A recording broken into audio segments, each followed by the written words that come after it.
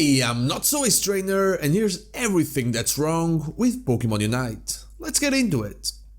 We're a week in after the launch of Pokémon UNITE, which saw it rise to the top of Nintendo Switch eShop. That was expected with all the hype and controversy surrounding it, and the fact that it is a Pokémon game after all. But not everything is as good as it seems. The game is fun, but not without a lot of flaws. The question that has been popping up everywhere is if the game is really pay to win. The answer is kind of. While not really pay to win but actually pay to fast, the game gives you a huge advantage if you dump money into it. I'm fine with microtransactions when those microtransactions don't affect the gameplay in such a relevant way, but in this case, it's impossible to deny the advantages they give to paying players as they begin their UNITE journey. That's because items are upgradable, which would be fine. If the more you play, the stronger you could make them. It makes sense to be stronger if you train more, that's kind of the Pokemon thing. What doesn't make sense is that you can just buy the item enhancers with real money and make yourself as strong as you can get without barely having a clue of how to play the game itself.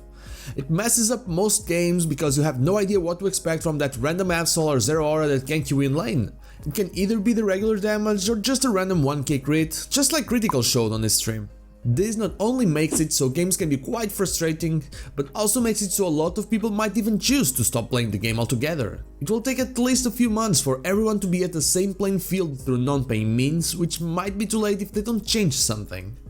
Another thing that incentivizes paying for the game is the limit that you have on Aeon Coins that you earn through battling. If you didn't know this, there is a limit of 2,100 Aeon Coins per week. This is stupid. Most of the challenges will give you around 90 Aeon Coins from time to time, and not every challenge will give you the currency. To me, this is even worse than the item enhancer thing. For example, imagine you want to buy yourself a Garchomp. You already bought something before with the tutorial coins and all that, since there was something else you wanted. But now you want a Garchomp. Who doesn't want a Garchomp? Garchomp costs either 10k Aeon Coins or 575 tickets. So if you want to grind coins for Garchomp, you'll have to play for 5 weeks to gather enough Aeon Coins for it. They need to remove the Aeon Coins weekly cap. Even for a 6k license like Pikachu, it's a 3-week grind, it makes zero sense. Those are definitely the worst things about the game, the microtransaction heavy, behind the scenes before you even start your game. The rest are pretty much balancing issues and quality of life improvements. The game is highly imbalanced, and a good part of it is because you can really build against anything. Everything is about guessing. For example, we all know that Gengar's Sludge Bomb plus X combo is a bit too strong right now. And before you say, oh, but you can use Full Restore to counter it, I'll say that you have no idea that you'll be against a Gengar in a ranked game. I can understand that being a thing in a standard game, but in ranked, there should be more to it. There's no opportunity for you to try and build against other Pokemon, there is no opportunity for counterplay, everyone is just choosing their Pokemon thinking about their own team, and even that is only sometimes because they're not locked into one role in ranked. Some other Pokemon like Zero Aura and Absol simply deal too much damage on their first levels. I feel like they should need to play smarter and think things through instead of just being able to jump and kill everyone that's in lane, at least for the first few levels. They should scale well as speedsters, but they should have to play smarter at the start of the game, afraid of the consequences of poor ganking. Right now, they come to lane, jump inside your goal zone at level 3 and take you down with this. That's stupid. And finally, the other big one is Zapdos. The way Zapdos influences the game right now, it's too much. You're given 50 points that are doubled at a point, plus 30 seconds to go to the opponent's scoring zone and instantly score 100 after 100.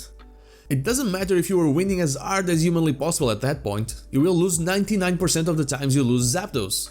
Don't get me wrong, I know objectives are supposed to be highly impactful, but not in such a big way. The only counterplay there is for Zapdos is to kill the opposing team before they score, which, let's be honest, it's almost impossible since they can simply ignore you and just run at your zones. With so many gap closers and dashes and eject button, there is no way you'll be able to defend them from at least 300 points being scored. To summarize it, give us more item enhancers if you don't want an extremely unbalanced first season, remove the Aeon Coins weekly cap, give us the possibility of counterplay with a more opponent transparent ranked lobby, balance the early game of certain speedsters, there is no reason they should be able to do what they do with little to no consequences, at least not that early. Make it so losing Zapdos is not a death sentence 99% of the time. Reduce the timer for instant call or reduce the points that Zapdos gives us from 50 to 30 or 25. Make it be big, but not big enough that people surrender after losing it. And that, to me, is everything that's wrong with Pokémon Unite, and a little thought about how to fix it. I've been loving the game, though it's hard to not feel like some things are just not right. What are your thoughts? Did I forget something? Is there anything else that you think is very wrong with Pokémon Unite? Let me know in the comments down below. Like the video if you like it, dislike if you don't, and remember to subscribe to the channel if you enjoy the content, and also ring the bell so you are notified on when the next video is out.